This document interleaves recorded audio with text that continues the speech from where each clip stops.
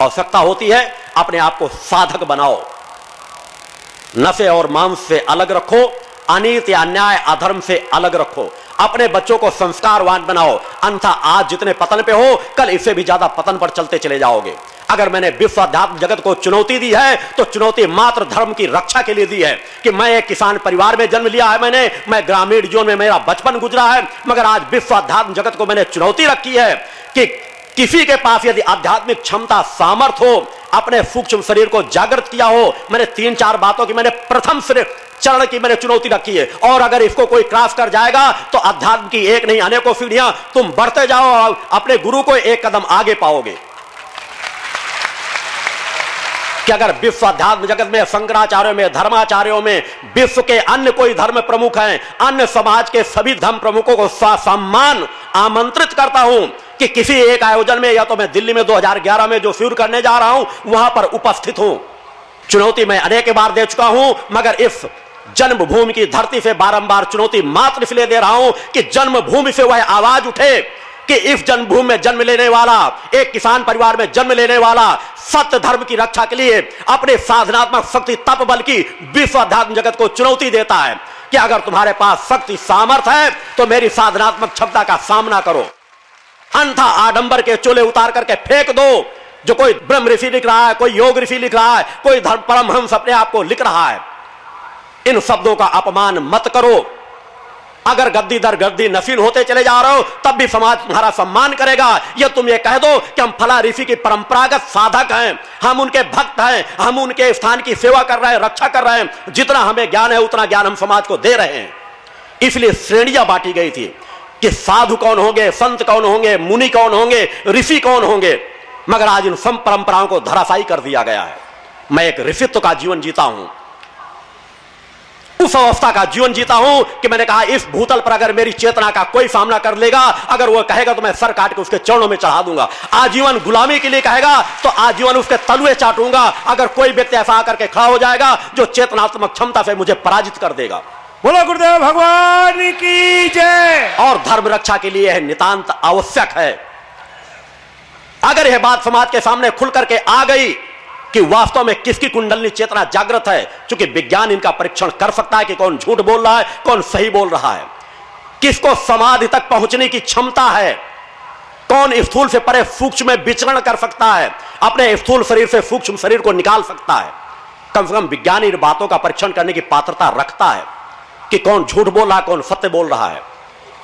और अगर इस तरह की चीजों में कोई बराबरी कर सके तो विश्व का कोई भी कार्य, एक तरफ समस्त धर्माचार्य हो जाएं और एक तरफ मैं केवल मां शब्द को लेकर के बैठूंगा। किसी प्रकार की समस्या समाज की, किसी प्रकार की घातक से घातक बीमारी को एक प्रकार के दो मरीज दोनों पक्ष में रख दिए जाएं और देखें क्या वह ठीक कर पाते हैं कि मैं अपने स्पर्श मात्र से ठीक कर देता हूं।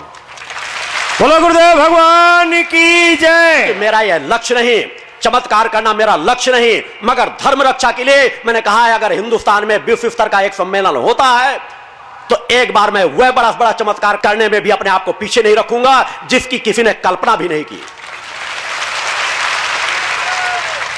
समाज सत्य को, इसलिए कोई साधक का जीवन जीना ही नहीं चाहता, तपस्वियों को जीवन जीना ही नहीं चाहता। उन्हें किसी चीज का ज्ञान नहीं, मैं पूर्व जीवन में कौन था, इस जीवन में कौन हूं और मेरा अगला क्या होगा, मेरे लिए सभी कुछ खुले हुए हैं।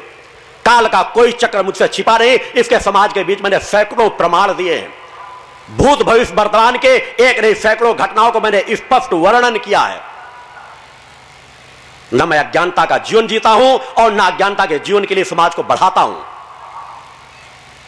एक शब्द अगर कहता हूं तो उसके सैकड़ों प्रमाण पहले समाज को दे चुका होता हूं। मैं एकांत साधनाओं में रत रहता हूं, फिर भी समाज में जनजागरण अगर गति से बढ़ता चला जा रहा है तो उसके पास है वो चेतना तरंगे जो माता आदि शक्ति जगनी जगदंबा से मुझे प्राप्त होती है और मैं समाज में जन कल्याण के लिए उन्हें प्रवाहित करता रहता हूं। साधनात्मक तपस्या को व्यक्ति दूसरों को दान दे सकता है, समर्पित कर सकता है अगर उसके अंदर पात्रता भरी हुई है, उसका घट भरा हुआ है। यह प्रकृति का स्वाभाविक विधान है। मगर वह जो आज बड़े बड़े भेषधारी समाज में फैल रहे हैं, चूंकि यह बात मुझे भले उनको कटु लग रही होगी, मगर मैंने चुनौती दी है कि वास्तव में अगर तुमने अपने मां के स्तन का दूध पान किया है तो मेरी साधनात्मक क्षमता का सामना करो, अन्यथा यह भेष उतार करके फेंक दो। बोलो गुरुदेव भगवान की जय। और अगर सत्य समाज के सामने रखोगे तो ससम्मान स्वागत करूंगा। क्योंकि मैं इसीलिए आप लोगों को साधक बना रहा हूं, क्योंकि समाज का कर्तव्य होना चाहिए। मैंने अपने सैकड़ों शिष्यों के जो बड़े बड़े दाढ़ी बाल रखाए थे, उनके दाढ़ी बाल मुड़वा के उन्हें साधक का स्वरूप दिया कि दाढ़ी बाल रखा करके साधु संत का भेष तब धारण करो जब तुम्हारे अंदर वह पात्रता हो। तुम अपने आप को सिर्फ साधक कहो कि हम साधक हैं, हम स्वतः अपने जीवन में आत्म कल्याण कर रहे हैं और जन कल्याण कर रहे हैं। और यही उन धर्म प्रमुखों का होना चाहिए कि उन्हें बताना चाहिए कि हम अपने गुरुओं की गद्दी की रक्षा कर रहे हैं, हमें जितना ज्ञान है उससे हम अपने जीवन को सुधार रहे हैं और समाज को सुधार रहे हैं। मगर हर व्यक्ति समाज को गुमराह कर रहा है कि हमने अपने इष्ट के दर्शन किए। मैंने उन्हें चुनौती दी है कि विज्ञान के मशीनों के सामने खड़े हों और बताएं कि क्या उन्होंने इष्ट के दर्शन किए हैं, नहीं किए। विज्ञान अपने आप देख लेगा कि सत्य बोल रहे हो या असत्य बोल रहे हो। जहां धर्म क्षेत्र में जितना पतन है, अनीति अन्याय अधर्म फैला है, उसकी कोई कल्पना ही नहीं। चूंकि आप लोग देख नहीं सकते हो, आप लोग समझ नहीं सकते हो कि दिन में राम राम और रात में पौआ चढ़ते हैं। अय्याफी के अड्डे बड़े बड़े धर्म प्रमुखों के स्थानों पर बने हुए हैं।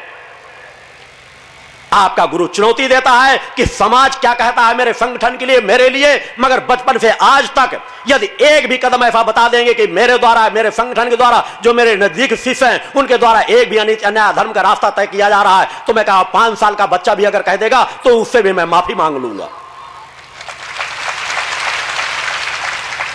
मैं स्वतः अपने जीवन को कठोरता से उन संकल्पों से हाथ पर बांध करके रखता हूं कि मेरा अगर एक कदम अनित अन्याय धर्म के पथ पर बढ़ने से पहले मेरा यह शरीर अपने आप नष्ट हो जाए।